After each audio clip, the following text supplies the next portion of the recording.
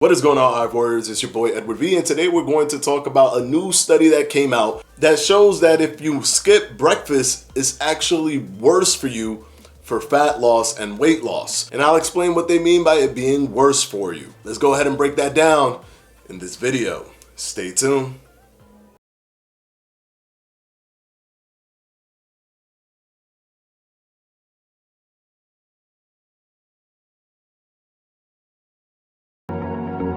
Alright guys, quickly before we start, this video is brought to you by yours truly, Fledge Fitness and the Fledge Fitness Jump Rope. If you haven't gotten yours yet, what are you waiting for? With the ergonomic design, aluminum handle, and swivel design, you can't go wrong with the Fledge Fitness Jump Rope. You can click on the top right hand corner of this video or down in the description box below. And of course, as always guys, thank you so much for your support. Now let's go ahead and jump right into the video. Alright, so as I go into this study and just quickly take pieces out of it to explain to you guys what they're trying to accomplish with this study and what they actually found. I know that there's a lot of people out there that are saying to themselves, why even highlight something like this when you're an intermittent fasting channel? Isn't skipping breakfast part of the thing that you can do when doing intermittent fasting?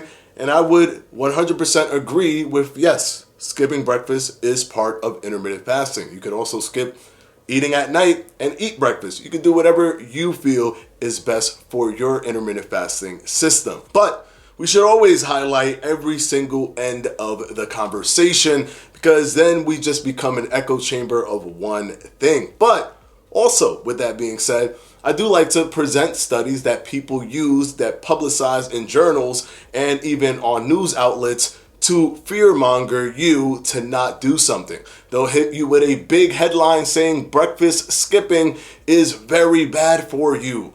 New study shows. And then the study would say skipping breakfast is bad for your health, or skipping breakfast isn't good for your nutrients. And then you just take that as face value. It's always important to look at everything within a study because the methodology matters, how it was constructed, and what exactly did they find matters. It is a vague statement to say skipping breakfast is bad for you. We need the details because people use that against people like you and me who want to do intermittent fasting. So this study came out this year in April of 2021 by Cambridge University. But what they did was they looked at a survey, a nutritional survey that is used a lot. It's the National Health and Nutrition Examination Survey. And I've done a lot of videos that look at studies from that examination survey. And that examination survey was taken from around 2005 to around 2016. And they're simply just questionnaires about people's nutritions and eating habits and things of that nature. So within this questionnaire, they looked at over 30,000 adults aged from 19 and older, and it could be female or male, it didn't matter. They were all bunched into the entire group. What they noticed was that from a 24-hour recall, so from midnight to midnight, 24-hour recall being that they remembered what they did in terms of how they ate, when they ate, what they ate. From a 24-hour recall given in the questionnaire throughout this entire time frame from 2005 to 2016, as they continue to fill this out throughout the years, those who skip breakfast tend to be lower in a lot of nutrients versus those who did not skip breakfast. Things like folate, calcium, vitamins A, B1, B2, B3, C, and even vitamin D, and held an overall poorer diet than their counterpart. And that's an important thing. They held an overall poorer diet than the breakfast eating counterpart.